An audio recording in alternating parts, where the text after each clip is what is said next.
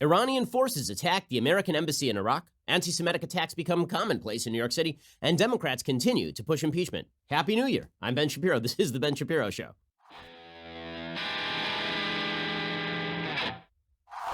The Ben Shapiro Show is sponsored by ExpressVPN. Protect your online privacy today at expressvpn.com/Ben. Great thing to do in the new year. Well, Happy New Year to y'all. Hope that you had a wonderful vacation. If you were able to take a vacation, I hope that you had a wonderful Christmas, great Hanukkah, Happy New Year.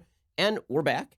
And you know what that means? It's time for an international emergency. So over in Iraq, things have been degrading fairly quickly. That is because the government of Iraq has always been torn between the sectarian divide, Sunni and Shia. This has been true for a very long time in the aftermath of Saddam Hussein's fall and the disbanding of the Iraqi military. Sectarian violence obviously started to take root in Iraq. In recent years, there was an attempt by the United States to help bring together a government that would both fight off ISIS and that would resist Iran. That has proved to be harder than expected simply because Iran's influence in the region has tremendously grown. And that is in large part thanks to the fact that the Obama administration decided to basically make room for the Iranians. And now you're seeing all these members of the media, all these members of the left who are suggesting that it's President Trump's fault that Iranian terrorists attempted to storm the U.S. embassy over the last 3 or 4 days.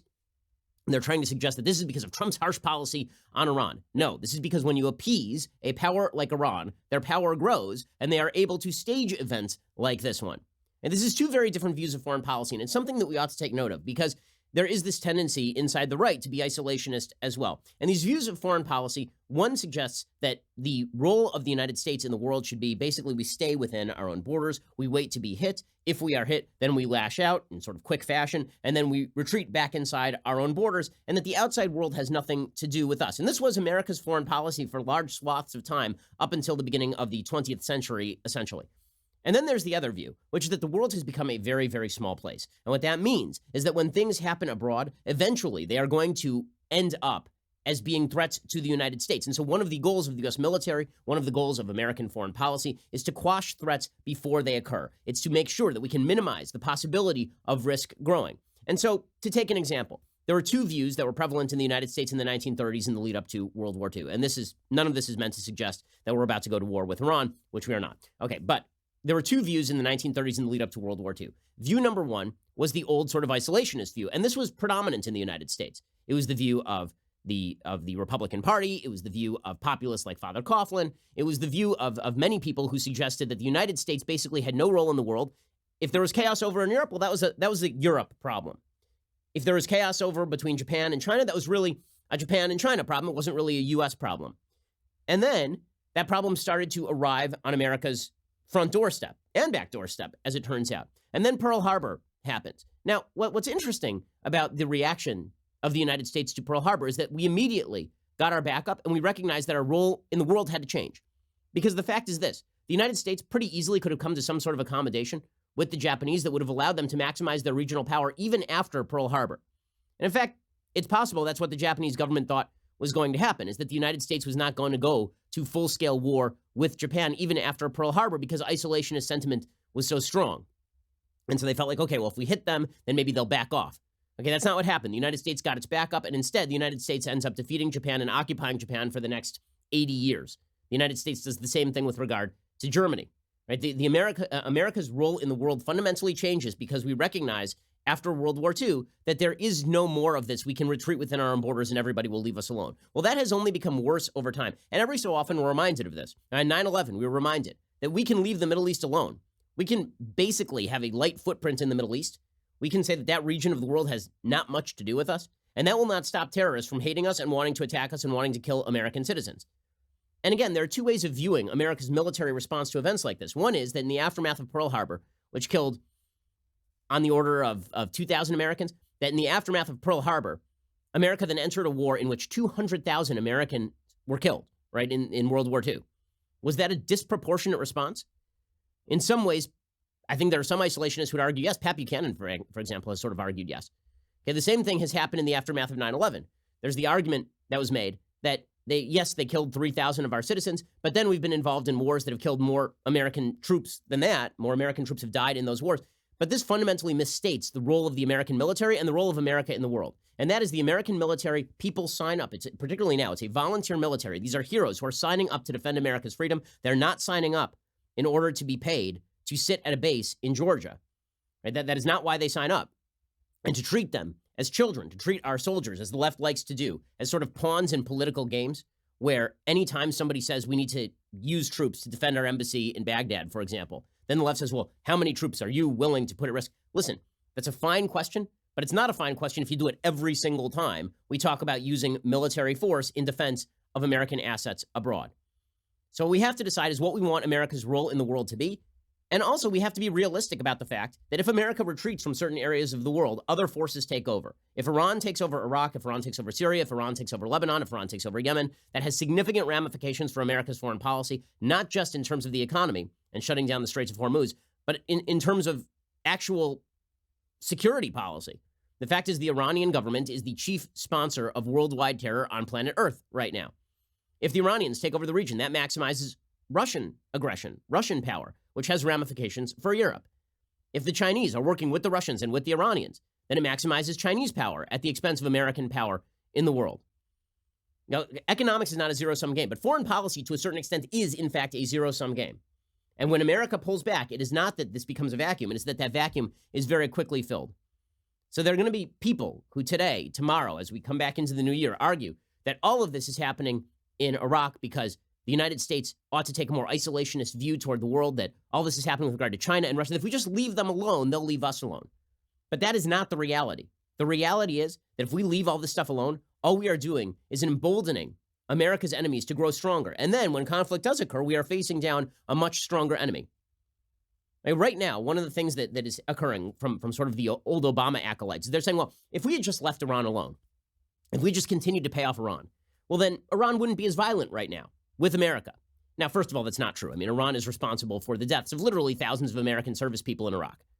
And so the Iranians have not been our friend for quite a while, going all the way back to the mullahs in 1979. But there's this case that's being made by the Obama contingent that if we had just paid them off, everything would have been fine. And it's Trump's harsh stand against the Iranians that is causing them to get violent. Okay, go back to 1940 and the Munich Accords. And think to yourself, or 1939 in the Munich Accords, 38, the Munich Accords, and think to yourself, what would have happened if after the Munich Accords, but before Hitler violates the Munich Accords, Churchill is elected? And then Churchill takes a very strong stand, and then Hitler starts attacking the countries surrounding him. Isn't it true that people on the left would then have blamed Churchill and his strong stand against the Germans for provoking? Appeasement looks good until the point at which the appeaser is stepped on. The problem is if people foresee that and they elect somebody who's no longer going to appease, it's easy for people on the left and for isolationists too to suggest that it's the intransigence of strong-willed people standing up against evil that is the cause of the evil being evil. And that's never true. The Iranian government has been evil for 40 years. The German government was evil before Churchill was elected and before Churchill took over and the Chamberlain government collapsed. Evil doesn't need an excuse to be evil. Okay, we'll get into what's actually occurring here and why President Trump is doing the right thing in Iran and what foreign policy ought to look like there. Nobody is calling for overt war. I will say this 1,000 times today. No one wants war with Iran. No one wants an open conflict with Iran. There are things we can do short of that open conflict to stop them from pursuing this aggressive policy in the region and putting more Americans at risk and creating a stronger Iran to be used against their own citizens and, more importantly, against America's other allies around the Middle East and America herself. We'll get to that in just 1 second. First, let us talk about something that you need going into the new year. Okay, the thing you need going into, you need to be comfortable down below.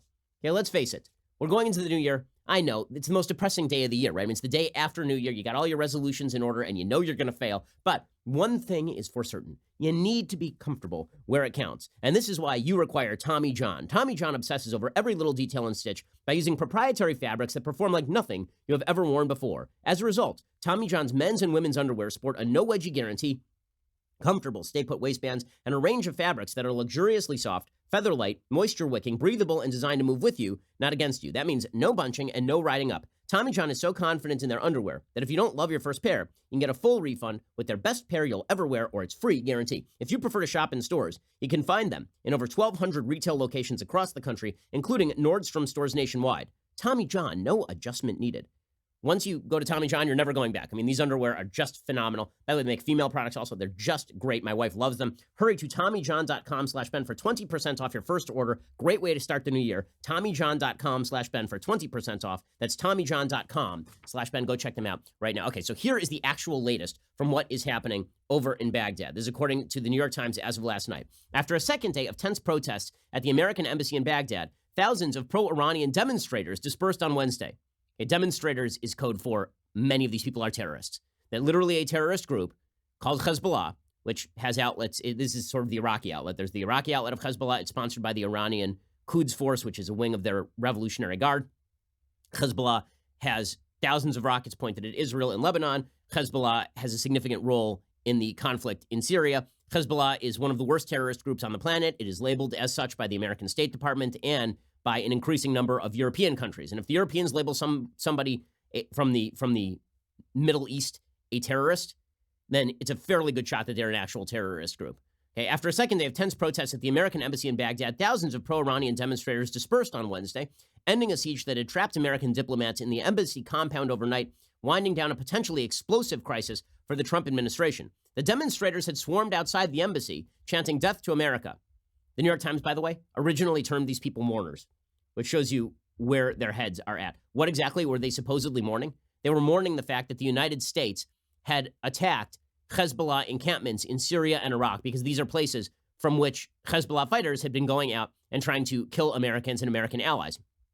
In contrast to Tuesday, when some demonstrators forced their way into the compound and set some of the outbuildings on fire. They're not demonstrators. Demonstrators don't break into embassies and set things on fire. Those are called terrorists. The crowd on Wednesday was smaller. No protesters breached the compound's gates. When the demonstrators, largely members of Iranian-backed militias, angered by deadly American airstrikes over the weekend. I do love it when they suggest that they are angered by deadly American airstrikes. You know, until then, they were nice guys. But then it was that the United States attacked some terror bases, and then they were like, oh, man, I'm so pissed off. Until this, I was just like your nice, normal terrorist. I wasn't going to, go burn an embassy or something. But now that you killed my terrorist friends, now I'm like a super, really giant, angry terrorist. And I'm going to go burn crap. Alternatively, these were terrorists who were looking for an excuse to go and do something bad. And so they stormed the embassy, the outer walls of the embassy, and this forced Americans inside the embassy, the American military, to fire tear gas into the crowd. When the demonstrators reached the roof of the burned reception building on Wednesday, American security forces, including Marine reinforcements sent by the Pentagon the day before, fired tear gas to drive them back. And you can see from the video, I mean, these are people who are arriving with battering rams and weapons. Where are all the females? I mean, if these are demonstrators, have you seen a single female? Why is it that these are all military-aged males who are carrying Hezbollah flags? Could it be that they are actually terrorists? I'm so sick of the media covering for terrorists and pretending they're just demonstrators. It's insane. The full withdrawal came after leaders of the Iranian-backed militias who had organized the demonstration called on the crowd to leave, and most gradually drifted away on foot or drove off in trucks. The leaders later announced that their agreement to withdraw was conditioned on a commitment from Iraq's Prime Minister, Adel Abdul-Mahdi, to move ahead with legislation to force American troops to withdraw from Iraq. So Mahdi had been protested by thousands of Iraqi citizens who said that he's enthralled to the Iranians. Now, Mahdi's caught between Iraq and a hard place, basically. A large part of his country is Shia. A huge percentage of the parliament is Shia. Many members of the government are Shia. Many of them are enthralled to Iran. Meanwhile, he has a vast Sunni population as well. The Shia want the Americans to leave so that Iran can help overrun Iraq. The Sunnis want the Americans to stay so that America can help protect them against the Iranians. Now, if you're American, you're going, what role do we have in all of this? Well, the role is to basically keep the peace. And the reason you need to keep the peace is because if the Iranians overrun Iraq, then they now run all territory between Afghanistan and the coast of the Mediterranean Sea. And they now run everything, basically, ranging all the way as far east as parts of Afghanistan, and then all the way as far west as Lebanon, and as far south as Yemen. And by the way, working in coordination with the Russians and the Chinese. So if you worry about America's place in the world, about our foreign policy, about the possibility of a major war breaking out, here's the thing. War breaks out for a variety of reasons, but one of those reasons is when your enemies think they are stronger than you, and they take advantage of that strength. Right now, America's enemies recognize that America does not want to go to war with anybody, and so they're pushing at the borders. Right? They're pushing. This is what Putin has been doing. He did it in Crimea. He did it in Georgia. He's been pushing consistently. The Iranians are pushing consistently. The Chinese are pushing consistently. They're basically using the old Stalin-esque tactic of push where it's mush. right? And you push until the mush stops, basically. Well, the question is, when is America's back going to get up with all this? President Trump is saying right now, like this bleep ends right now. Iran's ability to deploy militias to blockade American diplomats inside the embassy for most of 2 days made clear how much power they wield within the Iraqi government. According to the American government, the Iraqi government didn't do enough at the very beginning to defend America's embassy in Iraq, that's sovereign American territory. According to the New York Times, despite a 16-year American effort to establish a government friendlier to Western interests at a cost of more than $1 trillion and 5,000 American lives, Iraq's leaders lined up in opposition to the American airstrikes, and its security forces allowed the militias to reach the American diplomatic compound. Okay, that is not because the government is anti-American. It's because the government is in thrall to the Iranians, and that is because America has lessened its footprint in Iraq. And so if you're in Iraq and you're betting on the future of the country, who do you think has more staying power, the Iranians or the Americans? If America really showed, listen, we're not going anywhere. We're going to stay here until this thing is locked down. We're at least going to provide you the help you need until this thing is locked down against Iran, then the Iraqi government would probably be a lot more forthcoming in terms of the resources they provide to the American government. That's what the American government is saying, by the way. It is also true that consistent American unwillingness to confront the Iranian aggression over the past year and a half, right? The Iranians firing on ships in the Straits of Hormuz, the Iranians shooting down an American drone, America basically doing very little except passing a few sanctions. The Iranians are pushing where they think that it's mush. Well, the mush has now ended. We'll get to President Trump's response to all of this, which is the correct response. The media know it's the correct response, which is why they are frustrated by it. We'll get to all of that in just 1 second. First, let us talk about making your employment better. Don't let what happened to me happen to you. I'm just kidding, mostly. But let's say that you had a producer for your show, and this producer was like key to the show. And let's say it was your very first day back. Your very first day back in a brand new year, one of the most important days of the year. And let's say that this producer was like, you know what?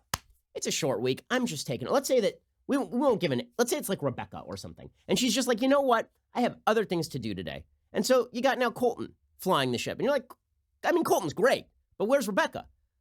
And let's say that you were looking for better employees. Well, you would be looking to ZipRecruiter right now. ZipRecruiter.com/dailywire. You need to check it out so that you only hire the best candidates. ZipRecruiter sends your job to over 100 of the web's leading job boards, but they do not stop there. With their powerful matching technology, ZipRecruiter scans thousands of resumes to find people with the right experience and then invites them to apply to your job. As applications come in, ZipRecruiter analyzes each one, spotlights the top candidates, so you never miss a great match. ZipRecruiter is so effective that 4 out of 5 employers who post on ZipRecruiter get a quality candidate through the site within the very first day. Right now, my listeners can try ZipRecruiter for free at this exclusive web address, ZipRecruiter.com/dailywire. ZipRecruiter.com/dailywire. Again, that is ZipRecruiter.com/DAILYWIRE, dailywire. ZipRecruiter is indeed the smartest way to hire, which is why we use it right here and are constantly upgrading our stuff. That's not a threat. It's a brand new year. It's not a warning. It's mostly just a note of caution. Okay, so we'll get to more of that in just 1 second. Well, probably less of that in just 1 second. But first, President Trump has now responded to the situation over in Iraq. He says, listen, this ain't Benghazi. So the media immediately starts saying, well, this is Trump's Benghazi. What's ironic about this is that the same media declared that Benghazi was not a problem in the first place. And they kept saying the Obama administration handled it brilliantly. While Barack Obama was off partying and people were dying at the Benghazi embassy in Libya in 2012, and Hillary Clinton was lying that this was completely unexpected and was a protest that went awry in response to a YouTube video when it was in fact a terror assault, and that her State Department had turned down security requests. Right? Then the media kept saying there was no scandal in Benghazi, like none at all. There was no cover-up. There was no scandal. It wasn't Susan Rice and the Obama administration repeatedly lying to the American people, which they did. Well, now you got MSNBC's Joy Reid, who says this is Trump's Benghazi. Well, but I thought that Obama's Benghazi wasn't really a big deal. I mean, we had journalists literally making fun of quote-unquote Benghazi conspiracy theories. Anyway, Joy Reid tweeted out, as Trump's Benghazi unfolds in Iraq. Well, I'm glad to see that you guys came around on Benghazi was a bad thing, so that's exciting. President Trump came out, he says, guys, this ain't going to be a Benghazi, because guess what? I'm not Obama. I think it's been handled very well. The Marines came in. We had some great warriors come in and do a fantastic job, and they were there instantaneously as soon as we heard. I use the word immediately. They came immediately, and it's in great shape. As you know, this will not be a Benghazi. Benghazi should never have happened. This will never, ever be a Benghazi, but we have some of our greatest warriors there. They got in there very quickly. Okay, peace through strength, and President Trump embodying it here. He's apparently thinking about deploying 4,000 troops to the Middle East in order to protect America's assets abroad. This is, in fact, the right move. A precipitous withdrawal would drive terrorism. It would drive the rise of our enemies. Again, you will hear calls on the isolationist right for exactly that sort of withdrawal, suggesting that now would be a great time to get out. Well, again, that is a short-term view. See, the nice thing about being an isolationist is the counterfactual is always very useful to you, because the fact is most presidents are not willing to let America's assets wither on the vine. They're not willing to let America's enemies run roughshod over swaths of the globe and then strengthen themselves. So it's easy to point to costs that have already occurred and say those costs didn't have to occur. But the counterfactual, which is, okay, what if America just withdrew and all of these countries got stronger and then started launching terror attacks and started launching economic attacks? Because that doesn't occur because of actions like President Trump's, well, then that leaves the isolationists with the argument that the costs that actually were incurred were bad. Right? The counterfactual is always a lot easier than the actual real-time costs of things that are being done right now. According to Fox News, the U.S. Army's 82nd Airborne Division's Alert Brigade has been issued orders to deploy rapidly to Kuwait amid the unrest in Baghdad. 3 U.S. defense officials told Fox News on Tuesday. At least 750 paratroopers are set to deploy to the region immediately, according to Defense Secretary Mark Esper. The Alert Brigade of roughly 4,000 paratroopers, known as the Division Ready Brigade, has been told to prepare for a possible deployment in the days ahead after hundreds of Iranian-backed militiamen tried to storm the U.S. Embassy in Baghdad on Tuesday. We actually have video of the U.S. helicopters arriving, the attack helicopters arriving in Baghdad. Suffice it to say, it was shortly thereafter that the Iranian militia said, guys, I think maybe we should pull back. Yeah, no kidding. You should pull back. Because it turns out that America, our firepower is pretty extraordinary. And that is an American helicopter arriving and saying, hey, guys, we're here. Just want to let you know. Mike Pompeo, the Secretary of State, he says, we're not backing down. We're not going to give in to terrorist demands. Any plans to evacuate the embassy in Baghdad, sir? None. Okay. Any plans to pull some of the 5,000 U.S. troops in Iraq out? None. We put real pressure on the Islamic Republic of Iran. We will continue to do so. And as you saw the president say today, we will continue to hold the Islamic Republic of Iran accountable wherever we find their malign activity. And we'll make sure we have the resources to do so. Okay, now, if you're the Iranians, all you want to do is maintain the pressure long enough that a Democrat is elected, at which point the United States presumably would go back to trying to bribe the Iranians into, what, peace? Into decency? That is a thing that's not going to happen. By the way, there are protests against the Iranian influence on the Iraqi government. They're just not being covered by the media. That's another point that Mike Pompeo was making. Meanwhile, Mark Esper, the Secretary of Defense, says that Iran or its proxy forces may be planning further strikes on American interests in the Middle East, and the U.S. is prepared to take preemptive military action if it gets sufficient warning. According to Esper, he said the game has changed. We're prepared to do what is necessary to defend our personnel and our interests and our partners in the region. Now listen, no one wants a full-scale war with the Iranians. But you know who doesn't want a full-scale war the most? The Iranians. Because if there's a full-scale war, the first people to die are the mullahs. If this thing goes to full-scale war, the first people who have their heads come right off their bodies are the mullahs in Iran, and they know it.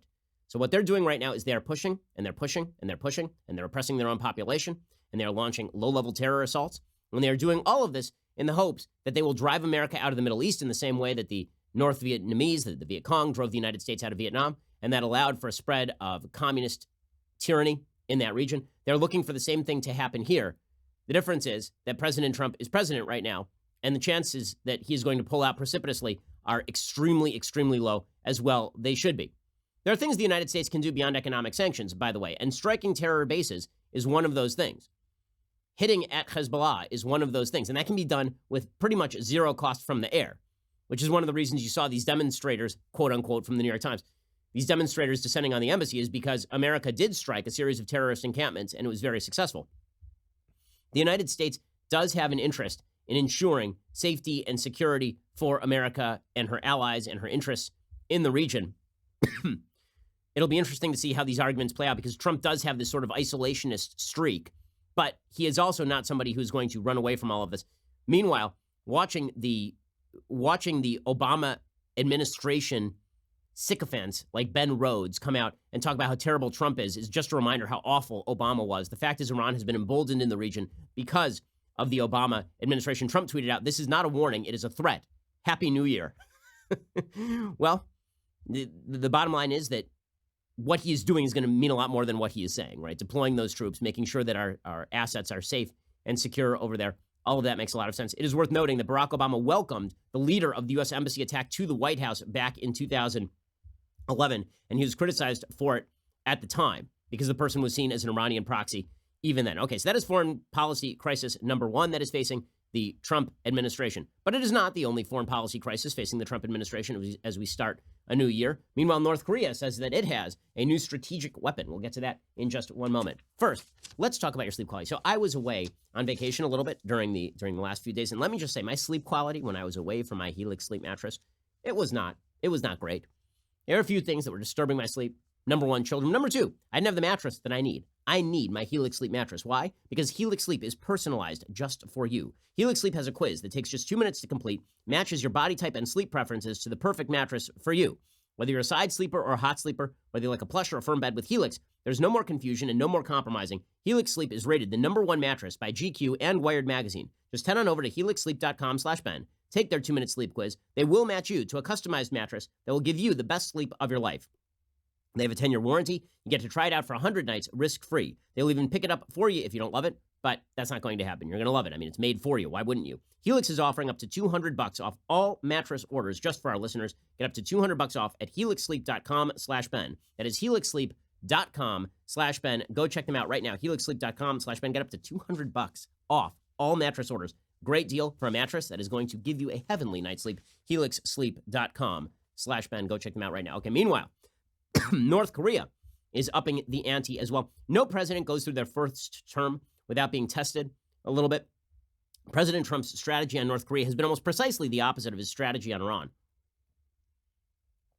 His strategy on Iran has been to push the mullahs, to box them in, to cut off their economic lifelines, to weaken them from within. That's largely been successful, which is why you are seeing the Iranian government lash out in every direction as they desperately attempt to fend off the protests that have been rolling throughout their country for the last, 6 to 9 months.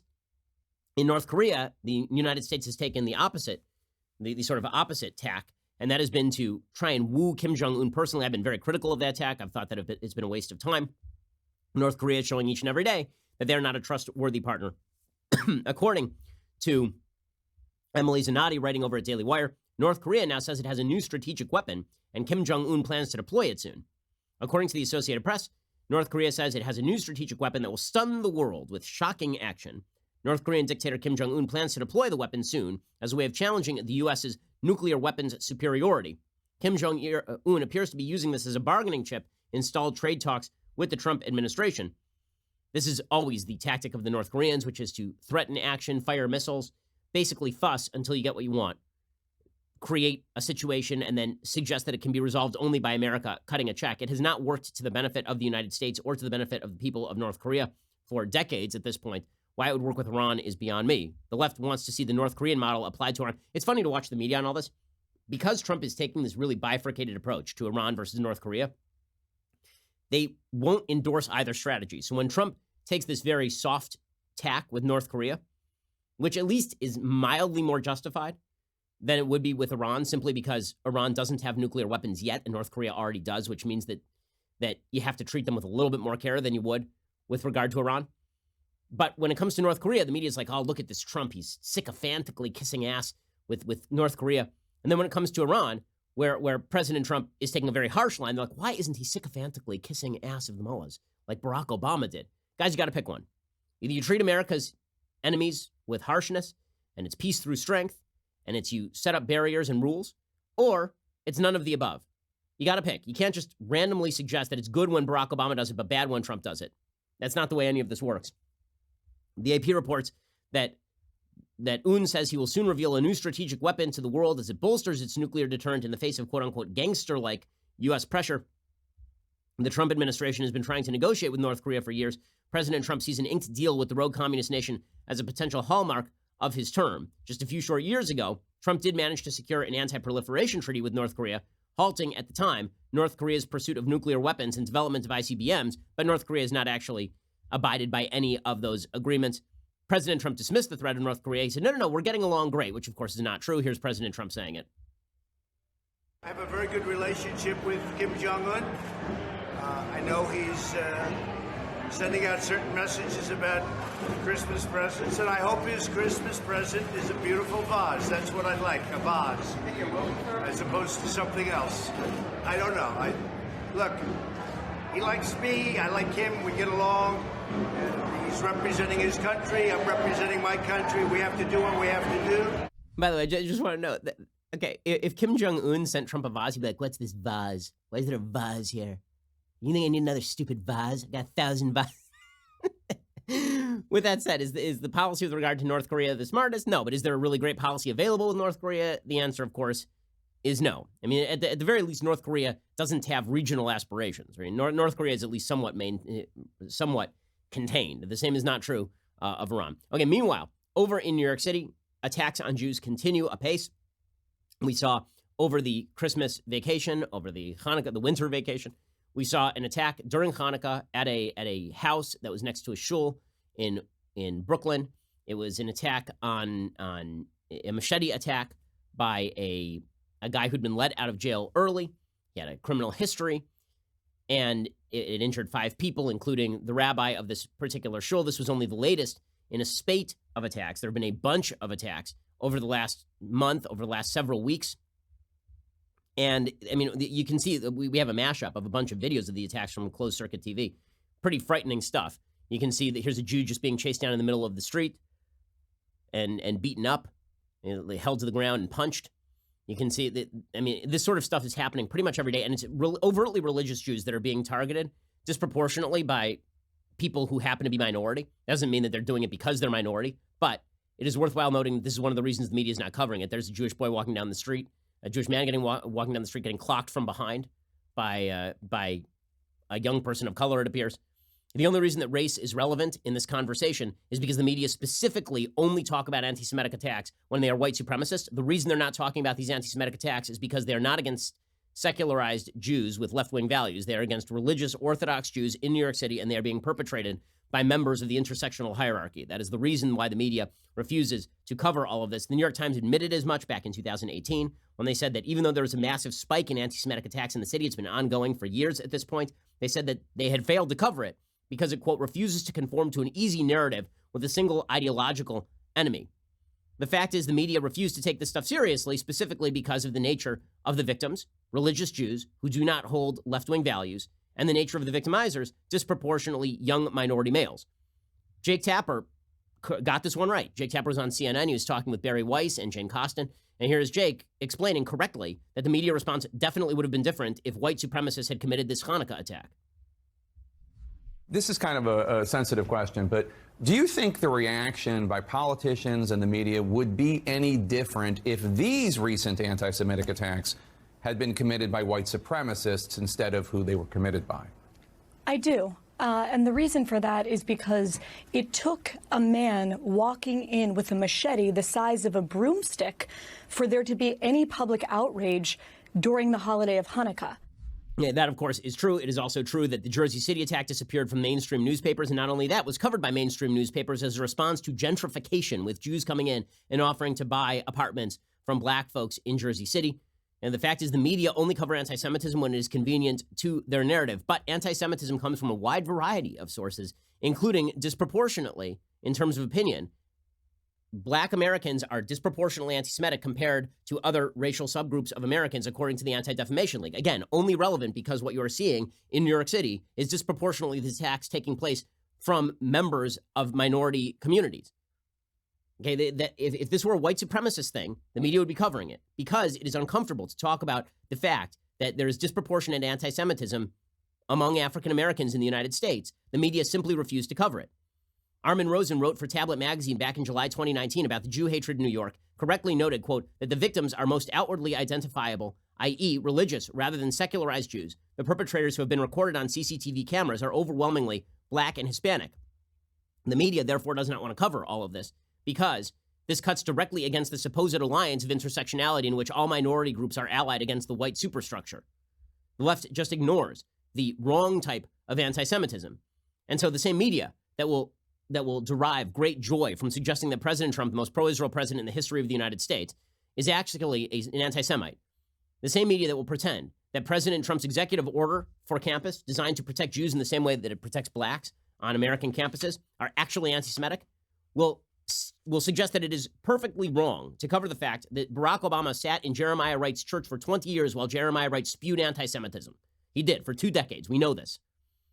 Democratic candidates who suggest that Trump has emboldened anti-Semites will now make pilgrimage. They have been doing this, right? You've seen this from Pete Buttigieg. He made pilgrimage to Al Sharpton, an actual anti-Semite who's involved in the incitement, allegedly involved in the incitement of 2 separate anti-Semitic riots in New York City, and who now has a show on MSNBC. So yes, the identity of the victims matters, and so does the identity of the victimizers. The same commentators who will police Republicans for mentioning George Soros. So if you say George Soros is a nefarious force in American politics, which, by the way, he is, he does some very bad things in American politics, then they'll say, oh, that's anti-Semitism if you mention George Soros. If, by the way, you mention anything about right-wing Jewish donors, if you mention something about Sheldon Adelson, then obviously that's not anti-Semitic. That's just you critiquing money in politics. But if you do it about George Soros, it's anti-Semitic. And then they'll just excuse open anti-Semitism from Rashida Tlaib and Ilhan Omar. By the way, the statement that I made about disproportionate anti-Semitism inside the black community that's supported by consistent polling done by the Anti-Defamation League every single year. If you're not going to call out anti-Semitism whenever you see it, you're doing it wrong. But the media are not interested in doing it because for them, it's just a tool. It's just, and this latest spate of anti-Semitic attacks in New York is a perfect example of this. I'll get to more of that in just a second. First, let's talk about the fact that one of the most important things in the context of marriage, particularly, is your sex life. I mean, obviously, this is super important, but it can be sometimes awkward to discuss if you got a problem with your sex life. Well, if you got a problem, you really ought to go fix it. If you're dealing with a condition like erectile dysfunction or hair loss or cold sores, you should get treatment ASAP. It's not always comfortable or something you want to do, but you should take care of it, both for you and your partner. That's why our friends at Roman have spent years building a digital platform that can connect you with a doctor licensed in your state, all from the comfort of your home. Roman makes it convenient to get the treatment you need on your schedule. You just grab your phone or computer, you complete a free online visit, and you'll hear back from a U.S. licensed physician within 24 hours. If the doctor decides that treatment is right for you, Roman's Pharmacy can ship your medication to you with free 2-day shipping. You also get free unlimited follow-ups with your doctor anytime you have questions or you want to adjust your treatment plan. With Roman, no commitments, you can cancel anytime. So if you are struggling with ED or hair loss, cold sores, other issues, go to GetRoman.com/Ben for a free online visit and free 2-day shipping. That is GetRoman.com/Ben for that free online visit and free 2-day shipping. Okay, we're going to get to more of the anti-Semitism in New York City. We'll also get to impeachment and the 2020 race where Bernie Sanders is showing some life despite the fact that he'd basically been declared dead just a couple of months ago. We'll get to all of that in just 1 second. First, you need to go over to dailywire.com and subscribe right now. Right now, you need to go do it. The reason you need to go do it, you'll get all sorts of magical, wonderful things. You get the rest of this show live. You get like 2 additional hours of it every day. You also get it on demand. You get the other shows that we do. And there's so many great benefits to Daily Wire. Right now, by the way, if you go over to dailywire.com, you can get 20% off a dailywire.com subscription. So now is the time to do it. You missed our holiday sale. You missed our Thanksgiving sale. Well, now would be the magical time for you to go to dailywire.com and get that 20% off subscription. Like now, do it. Okay, you have that late holiday gift. I know you blew it with your family. It's okay. You can make it up to them with this, the very greatest in beverage vessels, because when you get that annual subscription, you get the Leftist Tears hot or cold tumbler. So many goodies coming your way this year, and we have so much good stuff coming up for you. I don't even have time to discuss it right now. Suffice it to say, dailywire.com. Go subscribe right now. We're the largest, fastest growing conservative podcast and radio show in the nation.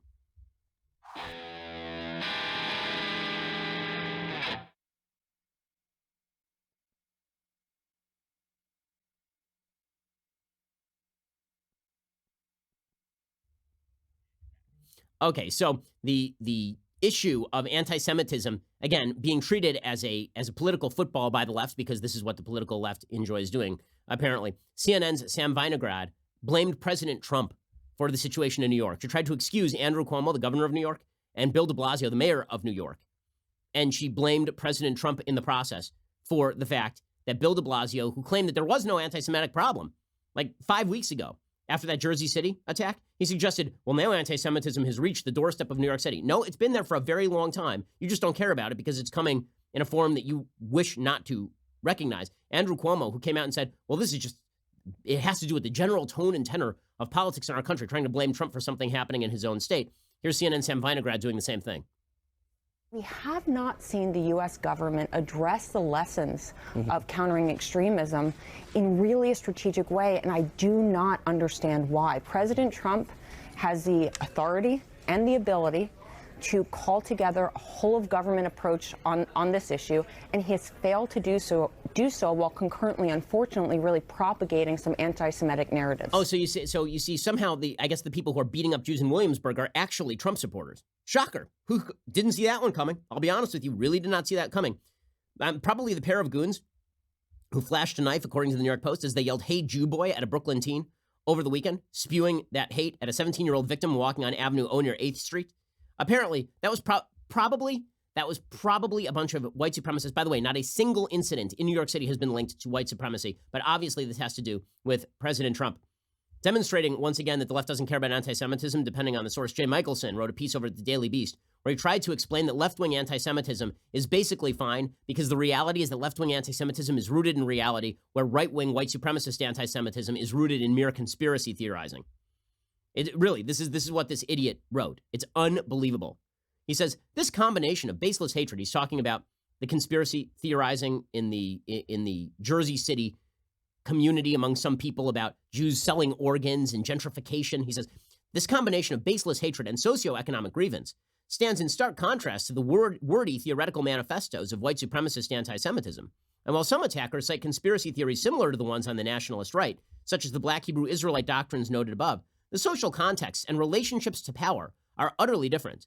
While conspiracy mongering exists on the left and the right, there is no left-wing or African-American equivalent of President Trump, who is freely traded in anti-Semitic stereotypes, sometimes in a joking way. After all, the notorious anti-Semite Louis Farrakhan may be the leader of the Nation of Islam, but Trump is the leader of the free world. And then he just blames Trump for all of this. Literally, the Democratic Party this year, or last year rather, excused the anti-Semitism of Rashida Tlaib and Ilhan Omar and made them part of the squad and elevated them. Literally, last year, Pete Buttigieg made pilgrimage to Al Sharpton. But don't worry, guys, there's no anti-Semitic problem inside the Democratic Party. By the way, speaking of things that New York City could do to stop all of this, how about you get rid of your idiotic bail policy? They've now pushed bail reform in New York City. And it turns out that when you don't hold criminals on bail, they go commit crimes. Who could have predicted such a thing? Who, except for every functional, sentient human being with a prefrontal cortex? According to the New York Post, suspects arrested in last week's spree of 8 anti-Semitic attacks are quickly being released right back into the neighborhoods they terrorized thanks to bail reform legislation, which doesn't even take effect until January 1st. The most recent case of revolving door justice came Saturday morning with the release with no bail of a woman charged with punching and cursing at 3 Orthodox women ages 22, 26, and 31 in Crown Heights, Brooklyn at dawn the day before. The accused assailant, Tiffany Harris, was hauled in handcuffs before a Brooklyn judge on 21 menacing harassment and attempted assault charges. F you, Jews, Harris allegedly shouted during the attack. Yes, I was there, Harris later admitted to the cops. Yes, I slapped them. I cursed them out. I said, F you, Jews. As she stood before a judge in Brooklyn criminal court with a hood to a navy blue jacket over her head, Harris was in familiar territory. She still has an open harassment and assault case on the Brooklyn docket from November. Last month, she was sentenced to no jail time for felony criminal mischief in Manhattan. She has completely failed to show up for court appearances. But Brooklyn prosecutors didn't even bother requesting bail on Saturday, given that the reform law approved in April technically doesn't take effect until January 1st. The de Blasio administration has made it clear we all need to get in compliance with bail reform now. So you can't even hold these people on bail who are committing crimes. Harris broke into a grin when approached by a reporter. Why do you want to know? Goodbye, she said. Absolute insanity. Absolute insanity. But welcome to left-wing governance, which is ruining major American cities across the country. Meanwhile, there was another act of violence that took the headlines for 5 seconds because, once again, it did not fit the media's narrative, and that was this attack at a Texas church that happened over the holidays. Apparently, according to the Wall Street Journal, a streaming video of the Sunday church service in Texas at which a parishioner gunned down a shooter is rallying those who support making it easier for private citizens to bear arms. Gun rights advocates have long argued that if more citizens have guns, they can defend themselves and others in the event of a shooting. On Sunday morning, last Sunday, a gunman opened fire at West Freeway Church of Christ in White Settlement near Fort Worth. He killed 2 people before a parishioner who was part of a volunteer security force fatally shot him. And you can actually see this happen. In the video, you can see the shooter who arrives on scene, starts shooting at people, and a bunch of people in the crowd pull out guns, and a security officer puts down the shooter and shoots the shooter. It was amazing. There are people on the left who are tweeting, yeah, but the real threat was that there were people in the audience who didn't really know what to do with their guns and were unlicensed with their guns. That was the real threat, obviously. Okay, let's just say this. If that Hanukkah party that was attacked by a guy with a machete, if there'd been anyone there with a gun, it wouldn't be 5 people injured. It would be 1 terrorist dead. That's what would have been happening there. Everyone who wishes to protect themselves and their community should become a responsible gun owner. They should know how to use. They should coordinate with the authorities. They should do all appropriate things to defend themselves. By the way, speaking of idiocy, again, the U.S. criminal justice system is broken, but not in terms of keeping people in jail too long all the time. Sometimes it's broken in terms of this revolving door that we have with crime. It turns out that the man who fatally shot 2 people at the White Settlement Church before being killed by church security had a long criminal history and was described by his ex-wife as battling a demon and not nice to anyone. The shooter was identified on Monday morning by 2 law enforcement sources familiar with the investigation. NBC5 has learned that his criminal past included charges of assault, theft, arson, and possession of an illegal weapon in Texas, Oklahoma, and New Jersey. What a delight. I mean, it's unbelievable. You set up a revolving door for criminals, and then you're shocked when it turns out that the criminals go and do terrible things.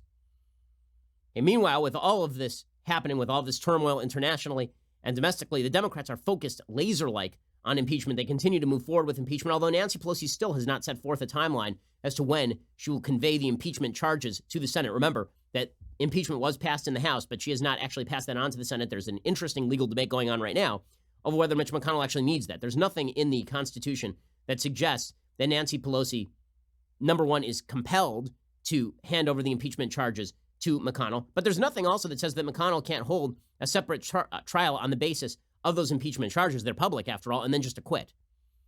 So there's a debate over whether McConnell should do that right now or whether he should just point at Pelosi and say the reason she's holding this back is because she knows what's going to happen next. Meanwhile, Rudy Giuliani continues to militate in favor of his own testimony, which is presumably the worst idea that ever happened.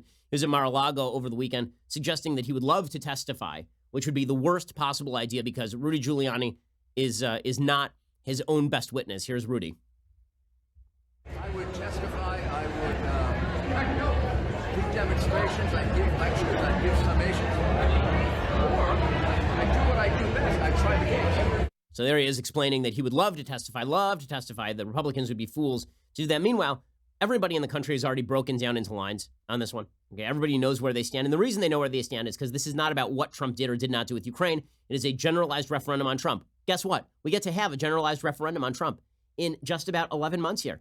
Okay, it is fast approaching the election. Most Americans, in the end, want this to be decided by the American people. They do not want this to be decided by Nancy Pelosi and crew. They do not think that whatever are the allegations rise to the level of getting rid of a sitting president. The only people who are in favor of all of this are people like Linda Ronstadt, who came out on CNN and explained to Anderson Cooper, who was busy getting brutally drunk on New Year's Eve. I mean, just going wild on New Year's Eve with Anderson.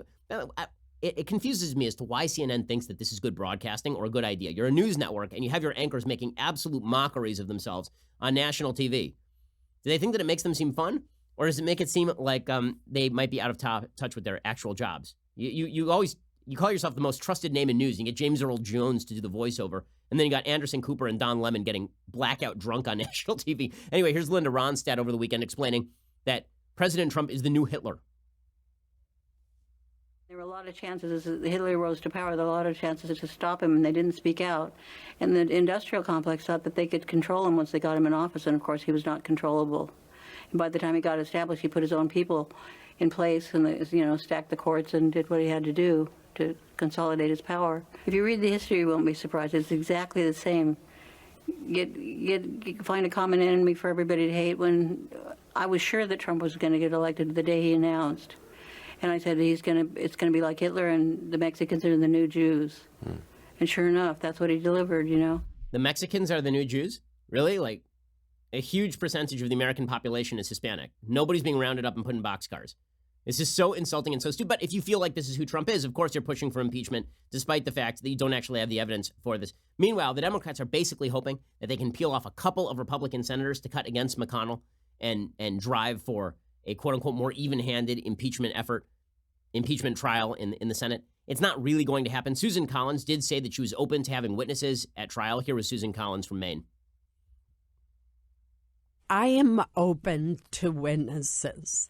I think it's premature to decide who should be called until we see the evidence that is presented and get the answers to the questions that we senators can submit through the Chief Justice to both sides. What I don't understand is why the House having issued subpoenas to Secretary Pompeo, for example, did not seek to enforce those subpoenas in court and instead rushed to get the articles of impeachment passed before Christmas and yet have not transmitted them to us in the Senate. So people are reading this as Susan Collins somehow cutting against McConnell. You listen to that whole quote.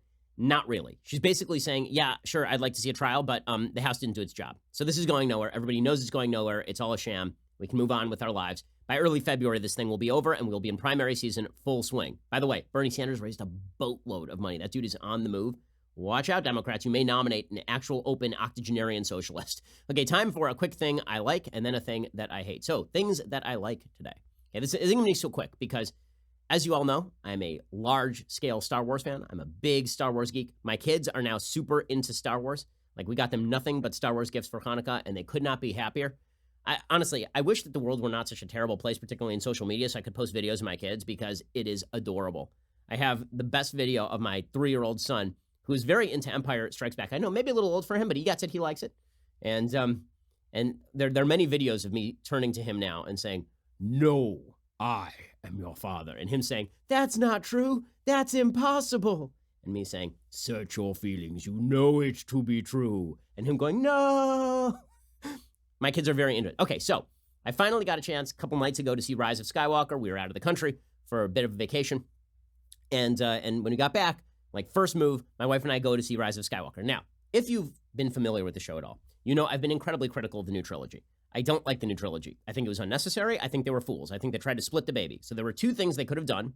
Originally, I have to preface my take on Rise of Skywalker with the other two movies because it doesn't work as a standalone film, nor is it really meant to. This film, Rise of Skywalker, was designed specifically to retcon, meaning to go back in time and change the fact that Force Awakens and Last Jedi ever happened. Okay, it basically revises the entire story in a much more satisfying way. Okay, so here was my original take on this new trilogy. There are two ways that Disney could have gone. Disney, number one, could have recast the entire original Return of the Jedi. They could have recast somebody as Luke, recast somebody as Leia, recast somebody as Han, which, by the way, they did. They recast somebody as Han, right? They did Solo. They could have recast the entire cast, and then they could have just picked up where Return of the Jedi left off with the Admiral Thrawn series, which if you've read any of the Star Wars books, yes, I have. Then that's actually a really good storyline. And they could have just picked up where they left off and moved on into the future that way. And you would have gotten all of their new adventures. Alternatively, they could have landed the Star Wars universe in like a different place. And they're actually doing this on Disney Plus with The Mandalorian, which is kind of great, right? The Mandalorian is really fun. Jon Favreau directed it. They could have gone back and they could have used some of these characters and put them somewhere else in the Star Wars universe. So Disney actually has done this with a couple of their other series, right? Star Wars Clone Wars they did this with, and also Star Wars Rebels. And some of that stuff is really pretty fantastic. Okay, they could have done any of those things. Instead, what they chose to do was split the baby. We'll introduce new characters, but we'll live off the nostalgia for the first films. You can't do that. And the reason you can't do that is because if you're nostalgic for the first films, you don't want to see bad things happen to your favorite childhood characters. Spoiler alert, no one wants to see Han Solo die at the hands of his son like a loser divorced dad after leaving Leia alone for 20 years and flying around the galaxy smoking pot with Chewie in the Millennium Falcon. No one wants to see that. And that's what happens in Force Awakens. No one wants to see Luke, who is this hero who goes from being a whiny teenager to being this mature Jedi who is able to control himself to save his father. Nobody wants to see Luke become a misanthrope who milks aliens on a foreign planet while whining about his life and disparaging the Jedi tradition. No one wants to see that. So the new series basically took all of your favorite characters, your favorite old characters, and proceeded to ruin them except for Leia because Kathleen Kennedy has this feminist streak where the only characters who are allowed to be competent or good are apparently the female characters. Okay, so that was the critique of this trilogy. They basically took all of my favorite characters from my childhood and they wrecked them so that they could promote a bunch of characters who sucked. Okay, Rey was a terrible character because not only you didn't know where she came from, but she was amazing at everything right off the bat, right? This was the biggest critique of the first part of this trilogy. The biggest critique was that Rey, who had not trained in the Force for half a second, was suddenly unbelievably good at it. And Ben Solo, right, Kylo Ren, who is Leia's kid with Han, who has been training with the Force since childhood, can be overtaken in a lightsaber battle by somebody who picked up a lightsaber half a second ago. Okay, that's not a thing. It's stupid. And everybody who watched the series knew it was stupid. Meanwhile, you had Poe, who was utterly incompetent. They tried to create kind of a new Han Solo character. The difference is that Han Solo in Empire Strikes Back The entire story of Empire Strikes Back is Han Solo demonstrating that he is wildly competent at a lot of things. The entire Poe Dameron story is the dude is wildly incompetent until he's suddenly promoted to the head of the Rebel Alliance. Right? Finn has no story arc at all. His entire story arc is that he was a stormtrooper. End of story arc. Nothing happens to him for the next 3 movies. So all of the new characters are completely boring, random. They should have killed Finn in Last Jedi. When he makes that heroic run, they should have killed him off. They probably should have killed Poe in Last Jedi. They should have had him pull the Admiral Holdo maneuver. Instead, they bring in Laura Dern to wear weird hair and do a light speed trick. That, by the way, if anybody could have figured that one out, they could have blown up the Death Star that way, like in Star Wars New Hope as well as Return of the Jedi. Okay, so all of this is prefaced to say I hated Force Awakens and I hated Last Jedi. Rise of Skywalker is an attempt to buy all of that back. And understanding that this trilogy never should have happened, and understanding all the flaws of Force Awakens and Last Jedi, now you understand why I liked Rise of Skywalker, because they attempt to correct as many of these problems as they can while apologizing for the series ever existing, which is basically what this was. So all of the stuff with Finn and Poe, no one cares about. All that stuff was dumb. No one cares about it. It's a waste of time. You have to do it. It's like the worst of J.J. Abrams.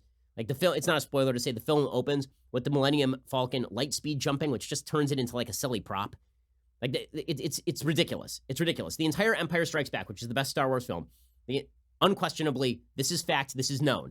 Okay, Empire Strikes Back is all about basically maybe 4 topics. One is the Millennium Falcon. It's the entire thing in Empire Strikes Back is that the Millennium Falcon's hyperdrive is broken. Okay, that is the central plot device. In this movie, in the new movie, in Rise of Skywalker, the Millennium Falcon is fully on fire, and they fix it inside of 5 seconds flat. All of it. Also, Empire Strikes Back is about Luke growing and realizing that he is insufficient. Okay, so that's the other topic. And also it's about Han Solo being wildly competent. Poe and Finn, they're wildly incompetent. The Millennium Falcon is made into a prop. Like, all that stuff is sort of the worst of J.J. Abrams. The stuff that's really good, okay, the stuff that's really good is actually quite good. The stuff that's good is that they buy back Han Solo's death. They give him sort of a new exit scene where he's not being killed by his son, where they cheat. He can't be a Force ghost because he didn't have the Force. But he basically is a Force ghost. He comes back. All these are spoilers, okay? Spoilers. You've been warned 1,000 times. You don't want to hear about it. You haven't seen the movie yet. Don't listen. Okay, so Han Solo comes back, and he talks with Kylo, and he basically woos Kylo back to the light side of the Force. You find out that Leia, who uses the Force in new and bizarre ways in Last Jedi that are never explained, like she literally pulls herself back into a ship after being blasted out into space. And you're like, where the hell did that come from? Luke hasn't even done that. You're told in this movie that Leia was trained as a Jedi by Luke, which makes sense, right? In the books, she actually is. Right? In the books, she actually is trained as a Jedi by Luke. And that she decided not to become a Jedi at the last minute because she foresaw using the Force that if she became a Jedi, then her lightsaber would be used to kill Ben. Okay, so that all makes sense. So they retconned that. And then the biggest retcon of all, the one that actually matters, and that answers why Rey is cool, right? It answers the biggest question. Why is Rey even a thing? And the answer is because she's Palpatine's granddaughter, which is fantastic. Okay, that's a great reveal. That's great because the most underrated Force ability person in the Star Wars series, because everyone's focused on Anakin Skywalker, on Vader, on Luke, on Leia, on Yoda, on Obi-Wan. Nobody's focused on the fact that Palpatine's an unbelievable badass with the Force, right? Palpatine is so strong in the Force that he basically defeats Yoda. He is able to conceal his identity as the Emperor for 3 movies. He's able to turn Anakin to the dark side. Like, Palpatine's an utter badass. And so they bring Palpatine back from the dead, which they sort of had to do. Palpatine's a great character. They bring in all the old musical cues. They bring in all of the old stuff, which is the stuff that I like. So if you're a nostalgia person, right, if you're pissed at this series because you feel like it ruined your childhood, then this movie was an attempt to restore that. It was an attempt to make Han cool again. Fairly successful. It was an attempt to make Leia cool again. Successful. It was an attempt to make Luke cool. There's a great scene where Luke does, even though he's dead, right? Luke does this thing that Yoda does while he's alive in Empire. Remember in Empire, there's this scene where Yoda raises the X-Wing from the swamp because Luke fails to do so. Here, Luke is able to do that as a Force ghost to hand over the X-Wing to Rey. That's great. The callback scene where they find the old Death Star from Return of the Jedi, and Rey has to confront herself, which is another callback to Empire. And then when they're playing the old musical cues, right, all that stuff is great. What they do with Kylo Ren, bringing him back to the light side, is pretty great. J.J. Abrams does a great job in setting up a good reveal. So for several movies, you've been seeing basically Kylo and Rey Force Skyping one another, They can talk over long distances. In this movie, they can actually sword fight sort of telepathically, but it has real world ramifications. One is in one place, one is in the other place, and they're having these lightsaber battles, but it actually has physical ramifications in the places where they're having the lightsaber battles. And so that ends with a really fantastic reveal. Right? All that stuff is great. So everything with Kylo, everything with Rey, everything with Palpatine is great. Everything with Leia and Han is really good. Like, all that stuff is good. Finn and Poe continue to be disposable. All the other fringe characters end up being disposable. There is this lesbian moment that's been much talked about because at the very end of the movie, they show a lesbian couple kissing, and it's obviously Disney trying to shoehorn in the, okay, glad we know you're there. It's very silly, and it's sort of like that moment at the end of the Avengers Infinity War where all the females land in one part of the battlefield, and you're like, okay, really? Was that, like, come on. Okay, that's sort of the same thing here. None of the couples are kissing except this one lesbian couple. You're like, all right, I get it, Disney. I get fine. You fulfilled your PC quota for the day. Whatever, man. But it's pretty shoehorned in. It's not a big deal. It's just silly. Okay, but overall, the critics are savaging this film. All it tells you about critics, all you need to know is they gave The Last Jedi like 92% on Rotten Tomatoes, and they gave this one like 53%. They didn't understand Star Wars. They didn't understand it. This movie understands better how the Force works. This movie understands better how the weapons work. This movie understands better the dynamics between the light and the dark side. It understands Palpatine. I've heard a lot of objections that this film basically makes the Skywalker-Vader interaction completely irrelevant. But that's true the minute that Palpatine lives, right? I mean, and by the way, that's true the minute that the Rebel Alliance fails. Once the Republic falls again to the First Order, then that whole thing became irrelevant. The new trilogy made that irrelevant, which is why they should have fast-forwarded and taken it to some other part of the universe. But once you're in the trilogy, this was the best way to end it. Here's a little bit of the trailer if you haven't already seen it. What are you doing there, 3PO? Taking one last look, sir. At my friends.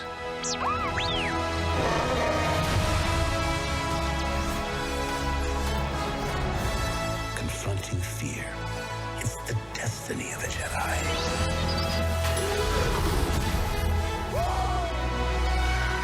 Your destiny. Okay, so it's sort of like Return of the Jedi, this one.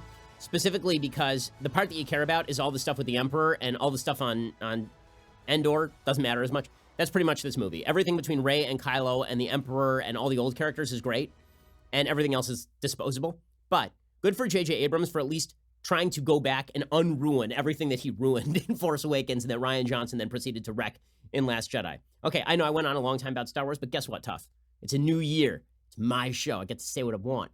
So you know what? We're going to start the new year on an upbeat note. We're not going to do things I hate because I just took forever talking about Star Wars. But suffice to say, if you like the old Star Wars, you should totally see this one. It is definitely better than the last two in the series, and everybody who's ripping on it didn't understand why the last two sucked. Alrighty, we'll be back here a little bit later today with 2 additional hours of content, including all of your election updates, Bernie Sanders raising tons of money, where we are in the polls, Joe Biden stepping in it again. We'll get to all that 2 hours later today. It's why you should subscribe. You get 20% off today when you go to dailywire.com/subscribe. So go make that happen. Otherwise, we'll see you here tomorrow. I'm Ben Shapiro. This is The Ben Shapiro Show.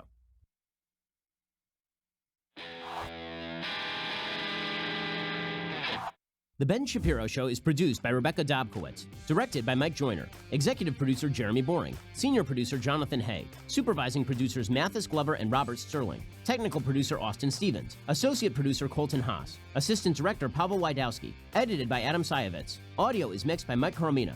Hair and makeup is by Jesua Olvera. Production assistant Nick Sheehan. The Ben Shapiro Show is a Daily Wire production. Copyright Daily Wire 2019. If you want to delve the depths of leftist madness, head on over to The Michael Knowles Show, where we examine what's really going on beneath the surface of our politics and bask in the simple joys of being right.